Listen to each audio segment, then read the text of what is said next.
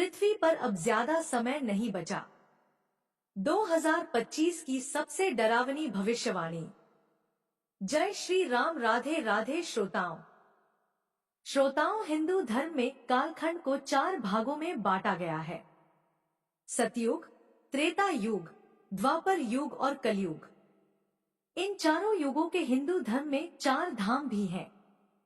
बद्रीनाथ धाम, रामेश्वरम धाम, द्वारिका धाम और जगन्नाथ धाम। लेकिन क्या आप जानते हैं कि इनमें से किस धाम की स्थापना कालखंड के किस युग में हुई है? चलिए सबसे पहले मैं आपको यह बताती हूँ। श्रोताओं, बद्रीनाथ धाम सतयुग में स्थापित किया गया था। रामेश्वरम धाम त्रेता युग में स्थापित किया गया था। द्वारिका धाम द्वापर युग में स्थापित किया गया था। साथ ही जगन्नाथपुरी धाम कलयुग में स्थापित किया गया था। इन चारों धामों में एक बात आम है कि इन सभी धामों की स्थापना भगवान विष्णु के अवतारों ने की है। तो श्रोताओं, आज मैं बात कर रहा हूँ कलयुग के धाम जगन्नाथ धाम की।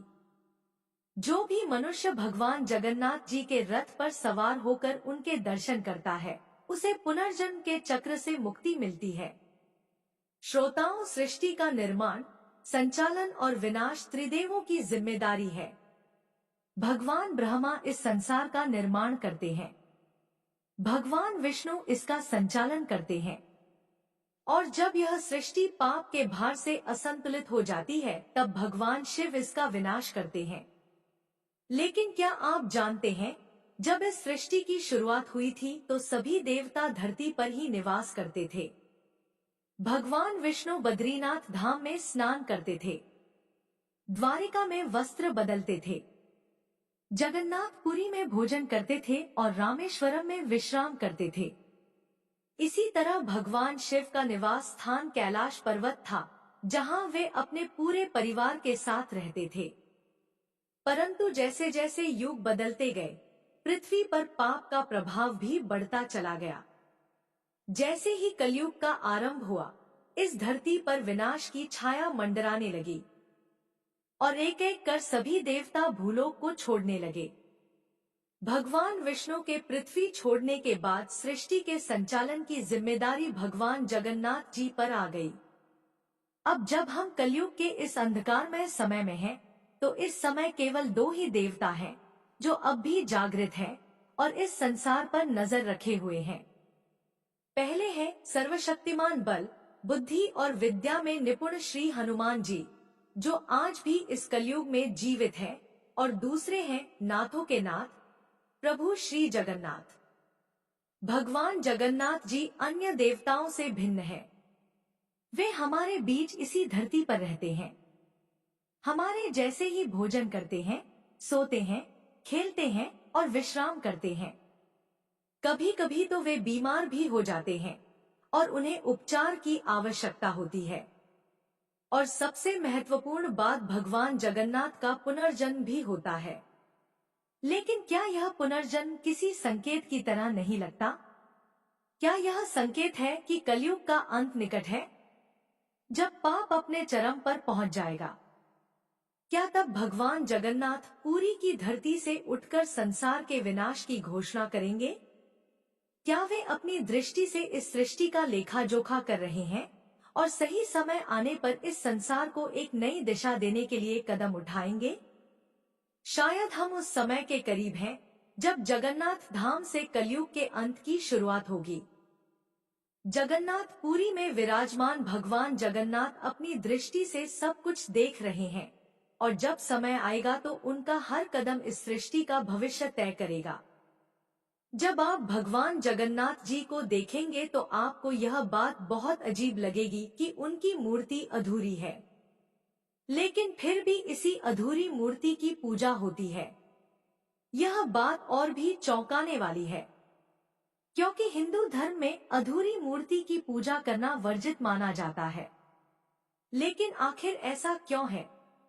भगवान विष्णु के हाथों में हमेशा शंख और चक्र होते हैं, और इसी प्रकार भगवान जगन्नाथ जी के हाथों में भी शंख और चक्र होते हैं। श्रोताओं, क्या आप जानते हैं कि भगवान जगन्नाथ जी भी एक दिन इस धरती को छोड़ देंगे? जी हाँ, वह समय निकट है जब कल्कि अवतार का जन्म होगा और उस क्षण भगवान जगन्नाथ पूरी मंदिर को भी अलविदा कह देंगे। आखिर क्यों कल्कि अवतार भी जगन्नाथ पूरी मंदिर आएंगे? श्रोताओं, हमारा देश भारत रहस्यों से भरा हुआ है। हमारी सभ्यता जितनी प्राचीन है उतने ही प्राचीन है हमारे मंदिर, जो हजारों सालों से अपने भीतर अनेक रहस्य समेटे हुए हैं। भारत का शायद ही कोई मंदिर हो जो वैज्ञानिक या आम लोगों की चर्चा का विषय ना बना हो। बद्रीनाथ धाम, जिसे जगत के पालनहार भगवान विष्णु का 8वां बैकुंठ कहा जाता है, वहीं दूसरी तरफ जगन्नाथपुरी धाम को धरती का पहला बैकुंठ माना जाता है। उड़ीसा के तटीय शहर पुरी में स्थित यह विश्व प्रसिद्ध मंदिर भगवान विष्णु के अवतार श्री कृष्ण को समर्पित है। यह पौराणिक मंदिर अपने आप में अद्वितीय और अलौकिक है। 800 साल से भी अधिक पुराने इस मंदिर में ऐसे रहस्य छुपे हुए हैं जो आपको स्तब्ध कर देंगे। आपको यह जानकर हैरानी होगी कि भगवान श्री कृष्ण का हृदय आज भी जीवित अवस्था में धड़क रहा है। भगवान श्री कृष्ण को 16 कलाओं से युक्त ईश्वर का पूर्ण अवतार माना जाता है।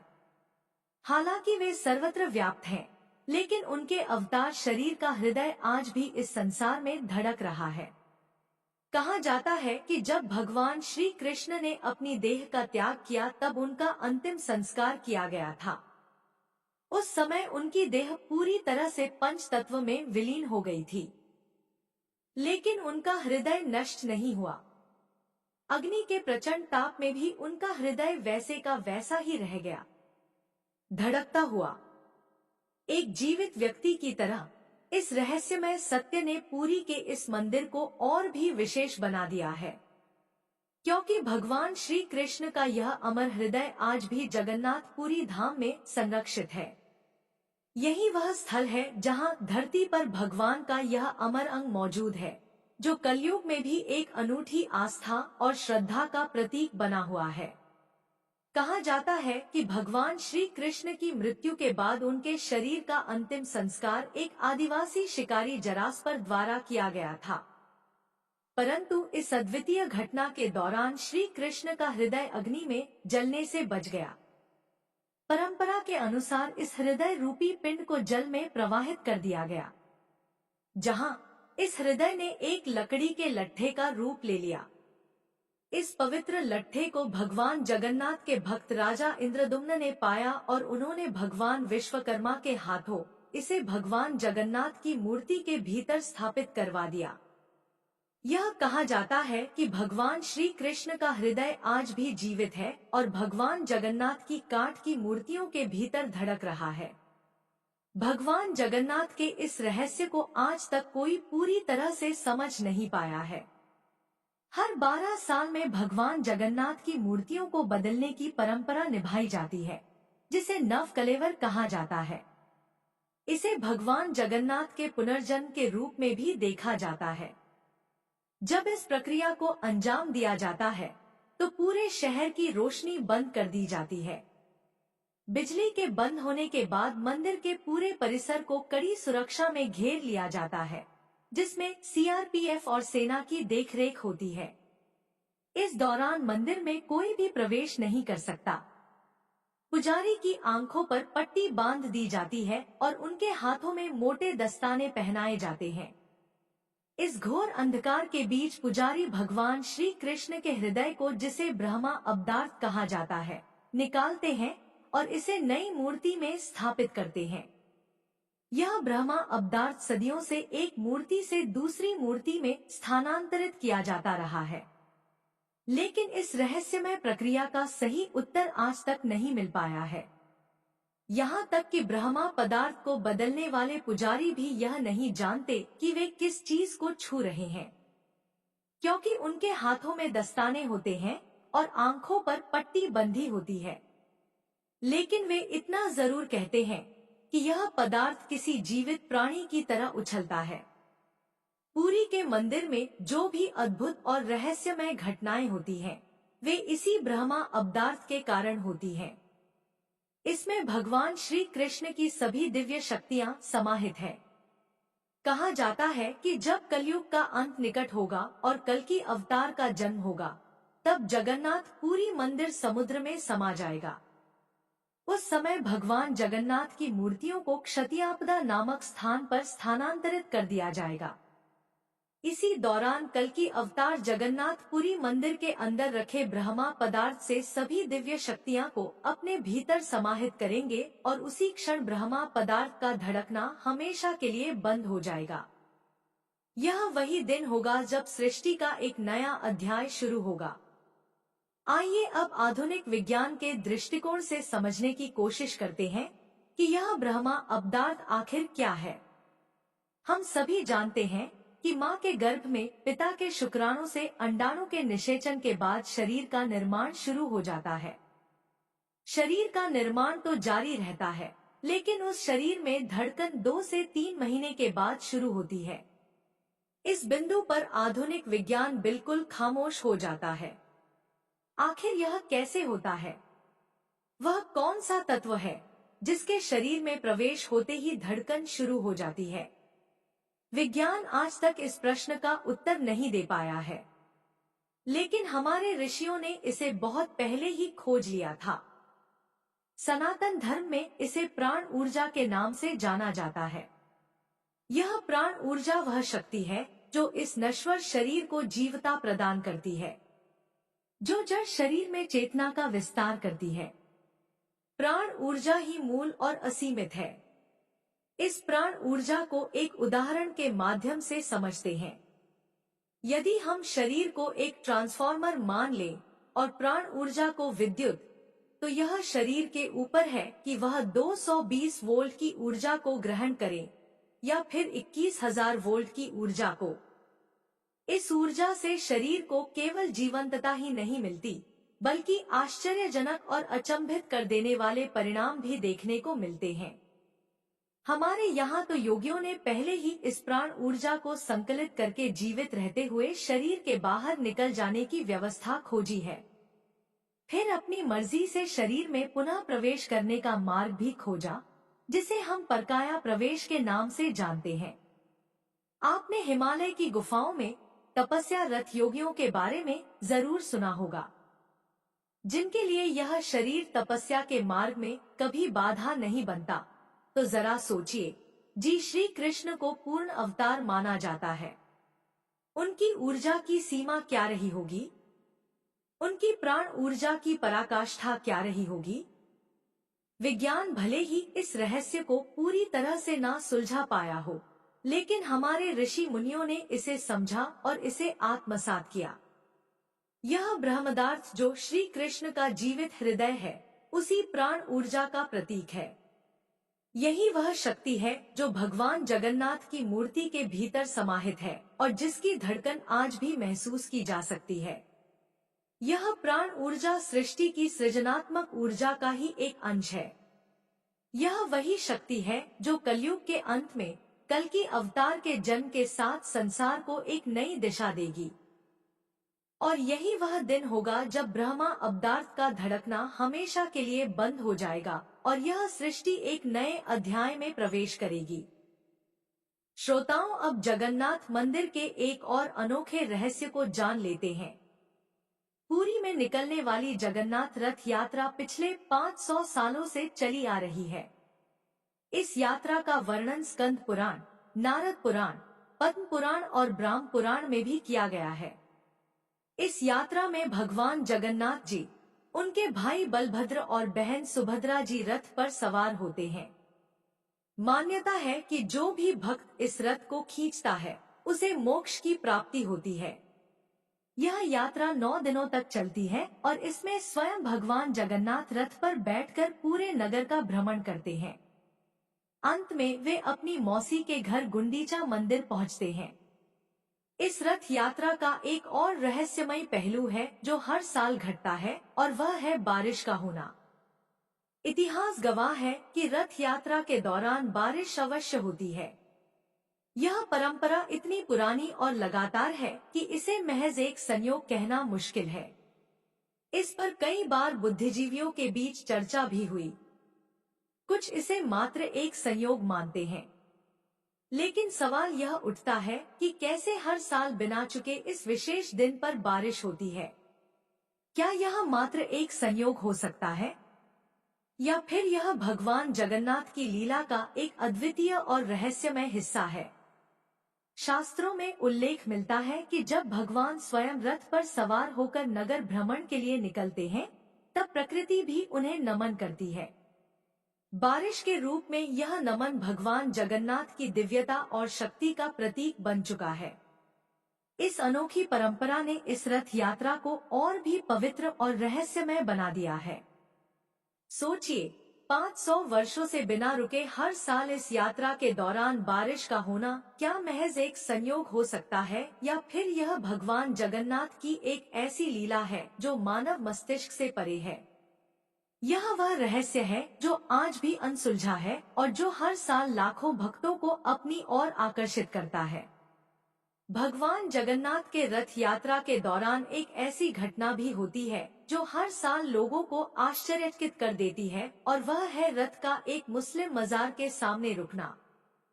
आप सोच रहे होंगे कि हिंदू देवता और मुस्लिम मजार के बीच भला क्या संबंध हो सकता है।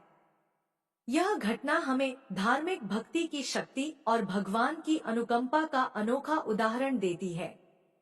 घटना उस समय की है जब भारत में मुगलों का शासन था। उनकी सेना में एक वीर योद्धा था जिसका नाम साल्वे था। साल्व का पिता मुस्लिम और मां हिंदू थी। एक युद्ध के दौरान साल्वे के माथे पर गहरी चोट लगी जो कभी ठीक नहीं हो पाई। इस चोट की वजह से उसे सेना से निकाल दिया गया। जब उसकी मां ने अपने बेटे को दुखी देखा तो उसने उसे भगवान जगन्नाथ के दरबार में जाने की सलाह दी। सालबेग ने अपनी मां की बात मानकर भगवान जगन्नाथ की भक्ति शुरू कर दी, जिसने अपना सारा ध्यान और श्रद्धा भगवान में लगा दी। उसकी भक्ति से भगवान जगन्नाथ इतने प्रसन्न हुए कि उन्होंने सालबेग के सपने में आकर दर्शन दिए। जब सालबेग सुबह उठा तो उसने पाया कि उसकी चोट ठीक हो चुकी थी। इस चमत्कार से उत्साहित होकर वह भगवान का गुणगान करते हुए जगन्नाथ मंदिर पहुंच गया। लेकिन वहां उसे एक और चुनौती का सामना करना पड़ा। मुस्लिम होने के कारण उसे मंदिर में प्रवेश नहीं करने दिया गया। लेकिन साल्वेग ने हार नहीं मानी। उसने कहा, यदि मैं भगवान जगन्नाथ का सच्चा भक्त हूँ तो वे स्वयं मुझे दर्शन देने आएंगे। साल्बेग ने अपने जीवन के अंतिम क्षण तक भगवान की भक्ति की, लेकिन उन्हें कभी सीधे दर्शन नहीं मिल सके। जब साल्बेग की मृत्यु हुई, उसी साल भगवान जगन्नाथ की रथ यात्रा निकलते समय रथ अचानक साल्बेग की मजार के सामने जाकर रुक गया। लाख कोशिशों के बाद भी रथ हिल नहीं पाया। तब किसी ने साल्बेग की भक्ति और उसके जीवन की घटना सुनाई। तब वहां मौजूद सभी लोग साल्बेग के नाम के जयकारे लगाने लगे और तभी रथ ने आगे बढ़ना शुरू किया। तब से हर वर्ष भगवान जगन्नाथ का रथ यात्रा के दौरान साल्वे की मजार के सामने रुकता है। यह घटना हमें यह सिखाती है कि भक्ति किसी धर्म, जाति या पंथ से परे होती है। भगवान के लिए सच्ची भक्ति ही सबसे बड़ा धर्म है और उनकी कृपा पाने के लिए केवल एक सच्चे दिल की जरूरत होती है।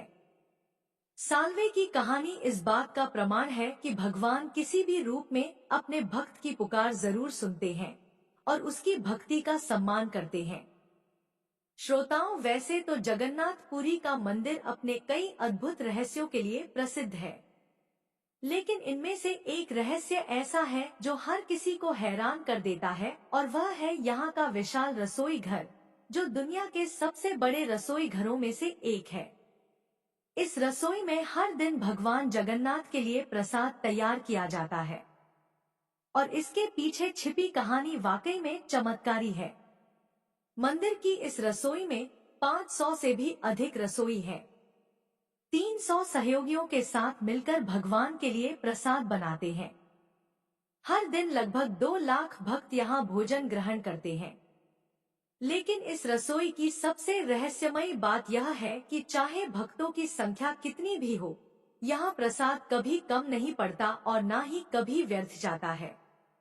कहते हैं कि इस रसोई में बनने वाला प्रसाद भले ही कुछ हजार लोगों के लिए ही क्यों ना बना हो, लेकिन यह लाखों लोगों का पेट भरने के लिए पर्याप्त होता है। सुबह से ही श्रद्धालुओं की भीड़ मंदिर में उमड़ने लगती है, लेकिन जैसे जैसे दिन बढ़ता है, प्रसाद की मात्रा में कोई कमी नहीं आती। हर एक भक्त को भरपेट प्रसाद मिलता है और शाम होते होते यह प्रसाद भी बिल्कुल ठीक समय पर समाप्त हो जाता है। लोगों का मानना है कि यह भगवान जगन्नाथ का चमत्कार है। यह रसोई न केवल भक्तों की भूख मिटाती है, बल्कि एक दिव्य अनुभव भी प्रदान करती है। इस रसोई का संचालन और यहाँ बनने वाले प्रसाद का रहस्य आज तक कोई समझ नहीं पाया है।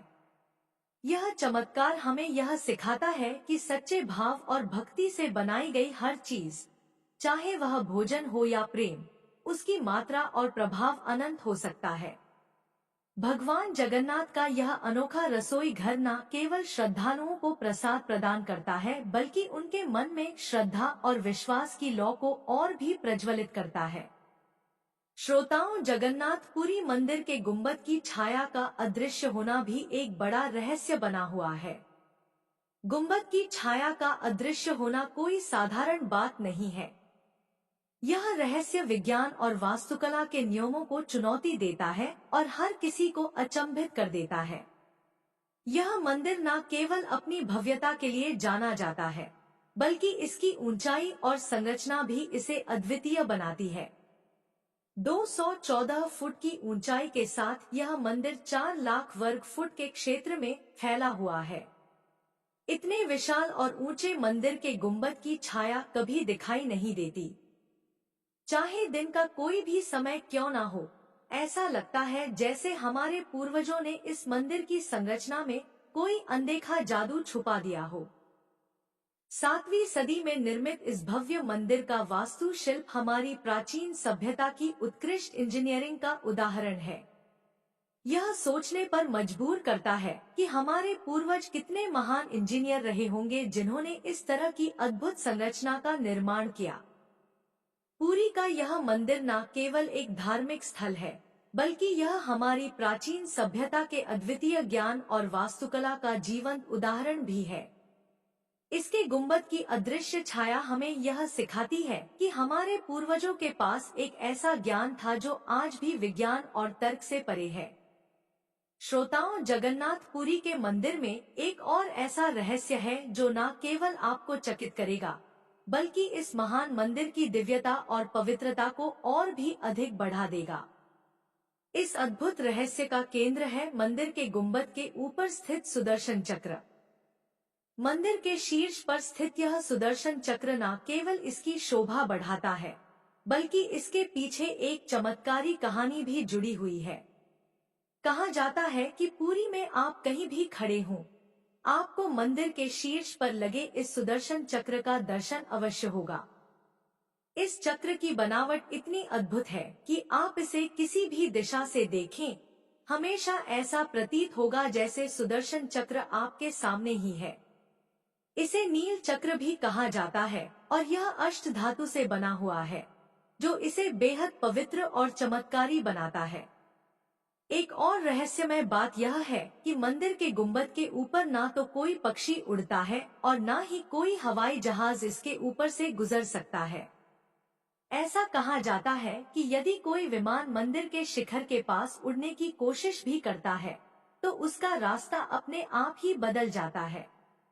मंदिर के शिखर के पास पक्षियों को उड़ते हुए कभी नहीं देखा गया, जो इस स्थान की पवित्रता और रहस्य को और भी गहरा बना देता है। आपको हमारी वीडियो पसंद आई हो तो हमारे चैनल को लाइक और सब्सक्राइब करें। कमेंट बॉक्स में जय श्री जगन्नाथ अवश्य लिखें। राधे राधे।